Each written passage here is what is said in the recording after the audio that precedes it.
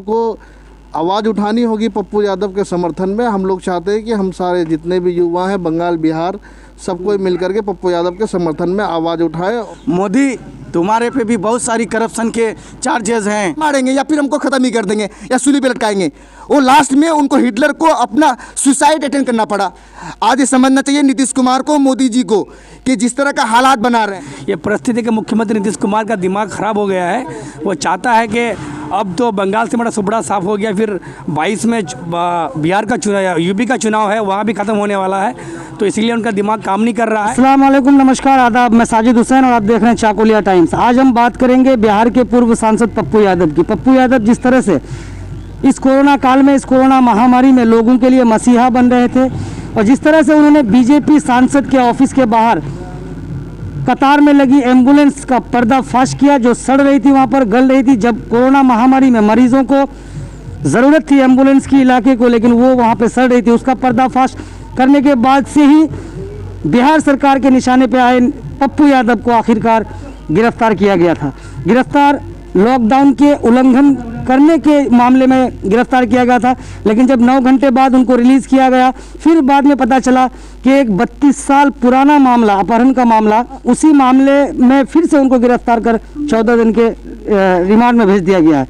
तो यहाँ कुछ युवा हैं, युवाओं से बात करते हैं। सबसे पहले अपना नाम बताइए भैया। मोहम्मद नसरुद्दीन जी, तो क्या बोलेंगे पप्पू यादव को लेकर के? जी, ये तो सरासर नाइंसाफ़ी है पप्पू यादव जी के साथ में, क्योंकि वो लोगों के मसीहा बन गए हैं। लोगों के लिए बहुत सारे काम कर रहे हैं, लोगों की हेल्प कर रहे हैं। बाढ़ टाइम में आपने देखा ही होगा। इधर लॉकडाउन में लोगों की मदद कर रहे हैं। ऑक्सीजन के मारे उन्होंने, आपने बताया अभी कि खुलासा किया उन्होंने कि कितनी एम्बुलेंस है वहाँ पर सड़ रही हैं, वो लोगों की यूज नहीं हो रही है। तो ये सारी बातें हैं जिनको लेकर के सरकार के निगाह में चढ़ जाना उनका, और उनको अरेस्टिंग होना और उनको जेल भेज देना, क्योंकि सरकार नहीं चाहती है कि मतलब कि पप्पू यादव आगे बढ़े, और मतलब समाज के लिए ज़्यादा मौका नहीं देना चाहते हैं उसको, इसीलिए उनको जेल भेज दिया गया। हम सब लोग युवा जितने भी हैं, हम सबको आवाज़ उठानी होगी पप्पू यादव के समर्थन में। हम लोग चाहते हैं कि हम सारे जितने भी युवा हैं बंगाल बिहार सब कोई मिलकर के पप्पू यादव के समर्थन में आवाज़ उठाए और रैलियाँ करे या प्रोटेस्ट करे, जो भी इसका जो निवारण हो उस निवारण को हल किया जाए। निंदनीय, घोर निंदनीय है ये जो बिहार प्रशासन द्वारा ये, और इस महामारी के काल में, इस महामारी के काल में ये बहुत निंदनीय है। और जैसा कि पप्पू यादव अपनी जान की परवाह ना करते हुए लोगों के लिए काम कर रहे हैं, बहुत अच्छी बात है, हम उनका सराहना करते हैं। और निंदनीय प्रशासन के खिलाफ हम लोग बहुत मतलब कठोर निंदा व्यक्त करते हैं। चलिए फिर भाई, एक बात मैं जानता हूँ, जिस तरह से अगर आप रहिए, जिस तरह से देखें कि बिहार जब भी मुसीबत में होता है तो पप्पू यादव जी सबसे आगे होते हैं, लेकिन आज इस कोरोना महामारी के वक्त में जब वो गरीबों के लिए मसीहा बनते हुए नजर आ रहे थे, अचानक से उन्होंने एम्बुलेंस का पर्दाफाश किया, जो बीजेपी सांसद के सांसद निधि से खरीदी हुई थी। उनको चलाना चाहिए था। पप्पू यादव ने ड्राइवरों की लाइन भी लगवा दी कि ये ड्राइवर अगर आपको नहीं मिले तो मैं ड्राइवर दे रहा हूँ, लेकिन वो एम्बुलेंस का पर्दाफाश करना ही उनके लिए मुसीबत बनी। जी बिल्कुल। देखिए, बीजेपी सरकार दमनकारी सरकार है, ये बिहार या इसमें नहीं है, ये बीजेपी सरकार जो है पूरी हिंदुस्तान में जो है इस तरह की हालात पैदा करके आज के समय में रखा है। ये सरकार दमनकारी सरकार है, चाहे बिहार हो, बंगाल हो, यूपी हो या अन्य किसी और राज्य में हो। किसी भी कोई भी व्यक्ति और कोई भी नेता अगर उनके खिलाफ अगर आवाज़ उठाती है तो वो उन्हें जेल में ठूस दिया जाता है, उन्हें जो है बंद सलाखों में जो है बंद कर दिया जाता है, पुरानी फाइलें जो है खोली जाती है, NSA लगा दिया जाता है, इस तरह की धाराएं लगा दी जाती है कि उसे देख करके और कोई दूसरा जो है इस तरह की बीजेपी के खिलाफ जो है आवाज़ ना उठा पाए। और रही बात प्रशासन की इसमें कोई गलती नहीं है, क्योंकि ये बीजेपी सरकार इतनी गंदी सरकार है कि कुछ कह नहीं सकते हैं। ये लोगों को गुलाम बना करके रखना चाहते हैं। आज अगर हम यहाँ से आवाज़ उठा रहे हैं, अगर हो सके तो हम पर भी जो है वो केस लगा करके हमको भी अंदर कर दें, लेकिन कब तक करेगी, कितनों को करेगी? एक दिन तो ये जुल्म का खात्मा होगा ही। ये बीजेपी सरकार अपनी कान खोल के सुन ले, इस तरह की कि हमारी लीडरशिप नेताओं को जहाँ भी जो है परेशान किया जाएगा, हम हिंदुस्तान की युवा हर वो जगह ऐसे नेताओं के लिए खड़े रहेंगे। और मैं बिहार वासियों से ये कहना चाहता हूँ कि लॉकडाउन हो या बाढ़ के समय में हो, जिन जिन तक पप्पू यादव ने मदद पहुँचाई थी, आज आपकी नेताओं को आपकी ज़रूरत है। आइए खड़े होकर के रोड में धरना देकर चक्का जाम करके तरह से कोई भी अगर करेगा तो जाहिर सी बात है हमारे लालू प्रसाद यादव जी के साथ क्या हुआ। वो जानते हैं कि वो कुछ भी बोलते हैं वो होता ही है। तो उन्होंने 2-4 स्टेटमेंट दिया। साहबुद्दीन के साथ क्या हुआ, उस मुख्तार अंसारी के साथ क्या हुआ, जो भी। उसके बाद जो है आपका यूपी के जो आजम खान है उनके साथ क्या हुआ।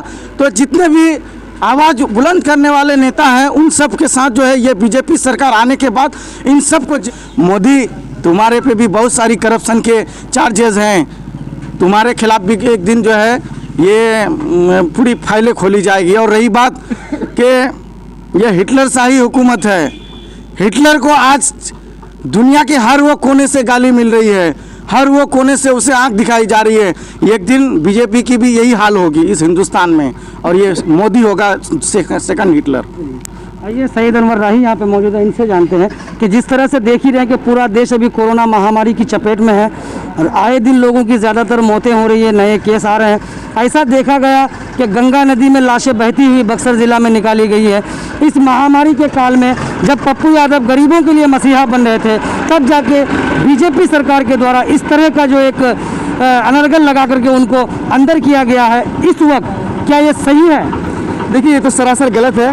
वो अपनी नाकामियों को छुपाने के लिए, जहां उनके सांसद जो राजीव प्रताप रेड्डी है, जिन्होंने अपने ऑफिस के सामने 100+ एम्बुलेंस को, जहां पर आप मुंबई और दिगर राज्य में देख रहे हैं कि लोग प्राइवेट अपना गाड़ियों को दे रहे हैं कि लोगों को लाया जाए, कोविड का जो भी पेशेंट है उनको पहुंचाया जाए, और वही उल्टा उसके विपरीत ये लोग 100+ एम्बुलेंस को अपने ऑफिस के सामने रखते हैं। और जब हमारे क्या कहते हैं कि सामाजिक पप्पू यादव जी जब उसको पर्दाफाश करते हैं, जहां ये केस और जो मामला अरेस्ट का मामला जहां पर राजीव प्रताप रेड्डी के साथ होना चाहिए, यहाँ उल्टा हो रहा पप्पू यादव के साथ। यहाँ बात को उल्टा जा रहा है।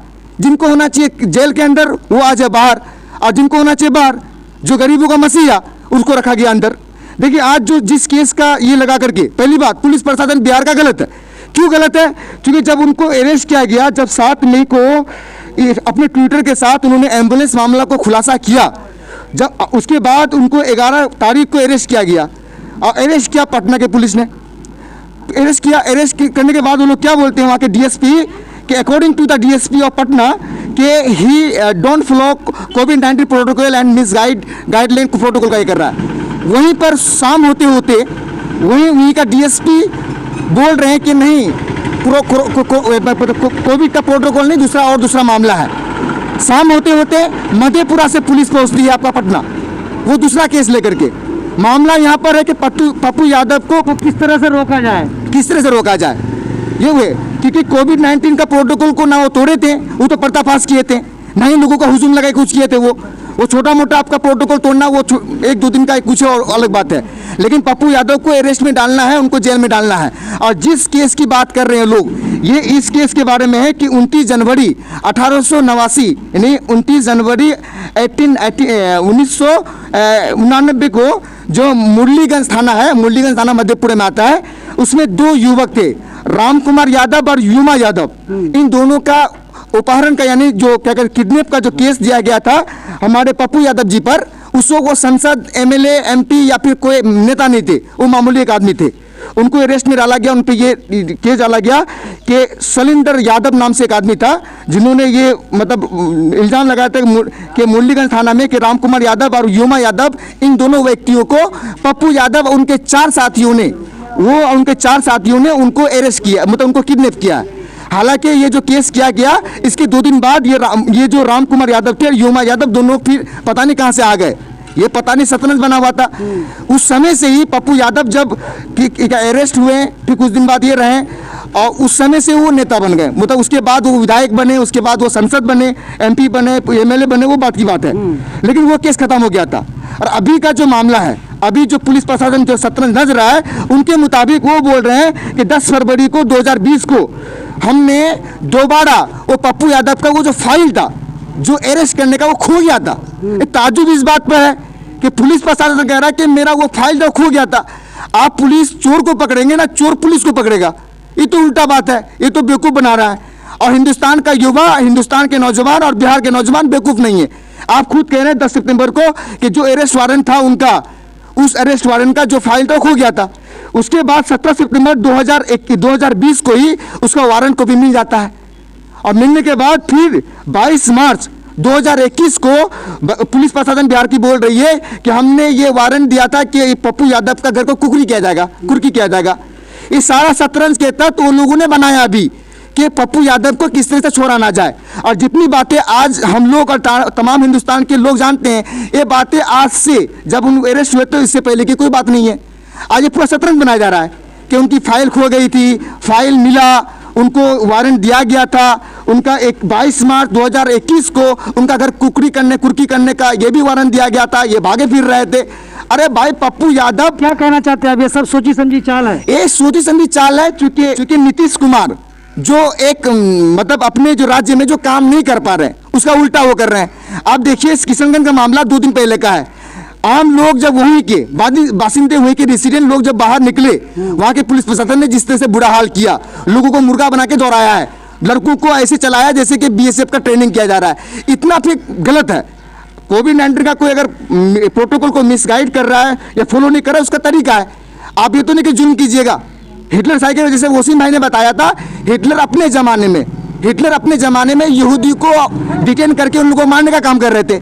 लेकिन ये हाल हुआ कि ये मोदी और ये नीतीश कुमार जिस तरह का राजनीति कर रहे हैं, उनको पता होना चाहिए कि हिटलर खुद सुसाइड किए थे, कि वो जानते थे हिटलर के अगर मैं जिंदा रहूंगा तो दुनिया के लोग मुझे कोने कोने में ढूंढ के मुझे चप्पल जूतों से मारेंगे या फिर हमको खत्म ही कर देंगे या सूली पे लटकाएंगे। वो लास्ट में उनको हिटलर को अपना सुसाइड अटेंड करना पड़ा। आज ये समझना चाहिए नीतीश कुमार को, मोदी जी को, कि जिस तरह का हालात बना रहे हैं। अरे भाई कुछ दिन पहले हमारे बंगाल में हुआ और जगह इलेक्शन हुई, अब हजारों की भीड़ लगाए, कोई दिक्कत नहीं, बड़ी बड़ी रैलियां किए। आज पप्पू यादव जब लोगों का, और बहुत बड़ी बात है, मैं पप्पू यादव को एक लीडर से ज्यादा एक सामाजिक और क्या कहते हैं कि दिल में दर्द रखने वाला लोगों का एक गरीब का मसीहा है। क्योंकि लोग जीतने के बाद काम करते या नहीं करते, कोई विधायक या कोई एमपी, वो हारने के बाद गलियों में निकले, रोडों में निकले कि कोई भूखा तो नहीं है। जहां पर लोग अपने लोगों को देखने के लिए कोविड के पेशेंट को हॉस्पिटल नर्सिंग होम में नहीं आते हैं, वो एक हिंदुस्तान का जिनके अंदर क्या कहते हैं कि भगत सिंह की तरह जज्बात और एपीजे अब्दुल कलाम और हमारे देश के गांधी जी बापू की तरह दिल है उनके अंदर, जो वो सबको देखते हो उसके बाद भी वो सब लोग को खबर कर लेते हैं। अपने माँ बाप, अगर उनका बेटा अगर कोविड के अंदर में, अगर मतलब नर्सिंग होम या स्कूल में भर्ती है कहीं पर भी, तो उनके वालिद या उसके वालिदैन जानने से डरते हैं, वो पीपी की किट या कुछ पहनते हैं। लेकिन पप्पू यादव वो दिल और खम और गरीबों का मसीहा है, जो बगैर झिझक के जाते हैं और कोविड को प्रोटोकॉल को भी मानते हैं। तो ये बड़ी बात है। सरकार के खिलाफ आवाज उठाना ही सबसे बड़ा जुर्म है। ये परिस्थिति के मुख्यमंत्री नीतीश कुमार, यहाँ पप्पू यादव की गिरफ्तारी नहीं हुई है, जो करप्शन के खिलाफ आवाज़ उठती है उस आवाज़ को बंद कर दिया गया है। पप्पू यादव को अगर आज जेल में नहीं डाल देना तो आज एक एमपी के घर पे, ये सीबीआई की रेड नहीं है, पुलिस की रेड नहीं है, पप्पू यादव की रेड है। अगर पप्पू यादव की गिरफ्तारी नहीं होती, आज अगर वो सलाखों के पीछे नहीं होते, तो न जाने कितने एमपी एमएलए घर पे रेड पड़ती और कितनी गाड़ियाँ निकलती। इसलिए पप्पू यादव को बंद कर दिया गया। ज़्यादा नहीं कहूँगा मैं, ये परिस्थिति के मुख्यमंत्री नीतीश कुमार का दिमाग ख़राब हो गया है। वो चाहता है कि अब तो बंगाल से बड़ा सुबड़ा साफ हो गया, फिर 22 में बिहार का चुनाव, यूपी का चुनाव है, वहाँ भी ख़त्म होने वाला है, तो इसलिए उनका दिमाग काम नहीं कर रहा है। तो जो आवाज़, जेडीयू से भी आवाज़ उठी पप्पू यादव के लिए कि पप्पू यादव को गिरफ्तार करके नीतीश कुमार ने अच्छा नहीं किया। देखिए सर, हर पार्टी में हर एक एमएलए, हर एक एमपी, हर एक मिजाज का नहीं होता है, अलग अलग मिजाज का होता है। उसमें भी जो जेडीयू पार्टी खराब नहीं होती है, पार्टी के कार्यकर्ता खराब नहीं होते, पार्टी और जैसे नीतीश कुमार, उनकी पार्टी अच्छी है, उसमें जितने विधायक हैं सब खराब नहीं है। कोई ना कोई जो ऐसा शख्स है जो किसी के लिए, किसी के दिल में कोई हमदर्दी छुपा होता है, तो वही है। तो हम ज़्यादा कुछ नहीं कहेंगे, हम ये कहेंगे कि जितनी जल्दी हो सके पप्पू यादव की रिलीज़ हो। बहुत बहुत शुक्रिया। मैं कुछ युवाओं से बात कर रहा था हटवार चौक में, और आपने सुनी बातें पप्पू यादव के लिए। यहाँ पे युवाओं ने जो बातें कही और जिस तरह से यहाँ पर बिल्कुल पूरा शुरू से आखिर तक डेटा बता दिया गया, किस तरह से उनको गिरफ्तार किया गया, कैसे उनके खिलाफ एक साजिश रची गई। तो वीडियो आपने देखी, कैसी लगी नीचे कमेंट करके ज़रूर बताएं, चैनल को सब्सक्राइब करें। बेल आइकन को दबाएं। चाकुलिया टाइम्स के लिए हटवार चौक से मैं मोहम्मद साजिद हुसैन।